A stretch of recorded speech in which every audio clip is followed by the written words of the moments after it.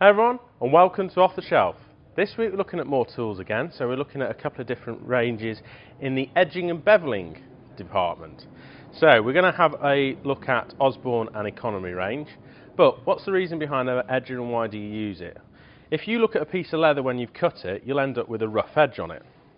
So the way to combat this is either to put a nice beveled edge on it, which obviously these tools do, or you can use a skiving tool at the same time. So we're going to have a look at what we've got in stock, which are, this is the economy range, so they look fairly identical from the front, but slightly different on the back.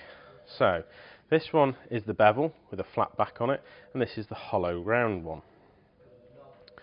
This is much easier to be used if you're starting out or if you want a slightly more curved edge on it. This one will give a slightly flatter edge and also can be used going flat down the side of the leather, but it's more difficult. So if you've got 100 years experience, that's fine. So the Osborne range, same again, but just slightly different variants of. So all do pretty much the same job, but all depends on the finish that you want and everything like that. This is the common one. It's a V shape and has grooves out the back of it, so it's easy to use. This one is an edge tool, same thing again, groove down the back of it and a forked tongue in it as well. That only comes in a couple of sizes. That comes in a much wider range. And this is the bayonet one, which can be used in both directions. So we'll have a look at that in a second. And then this one is a multi-variant of. So this is a French edge tool in the Osborne range.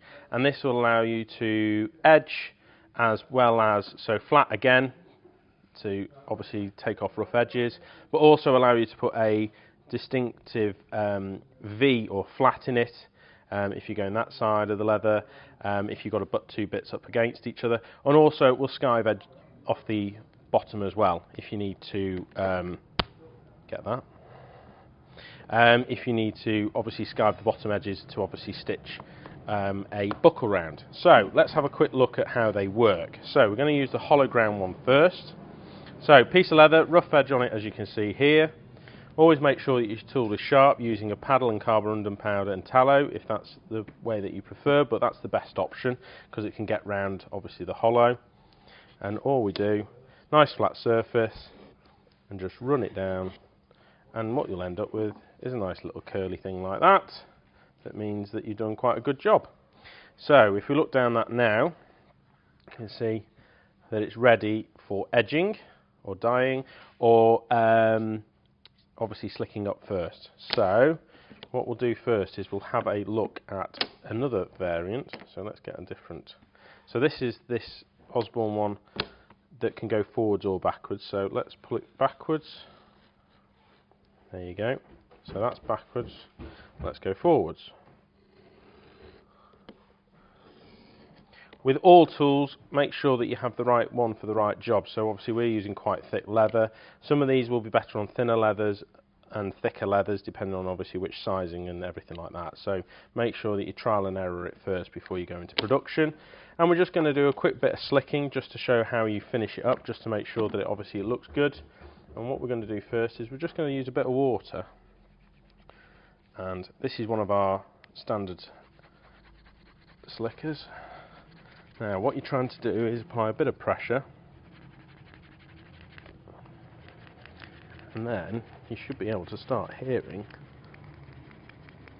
a noise, and that noise means that you've got to the stage where it's absolutely perfect. So you just run it round, run it over it, so then you end up with a nice smooth edge ready for edge coat or edge dye. As always, they're all available on the website. As I say, they come in many different ranges in terms of sizing, widths, all that kind of stuff. So unfortunately it is a bit of trial and error. So try and make sure that you get the right one first time. If you can, try them somewhere, you know, a friendly saddlers or what have you, just to see what's right for the job in terms of what leather you're using. And yeah, I think that's everything. So thanks for watching, and we'll see you next time.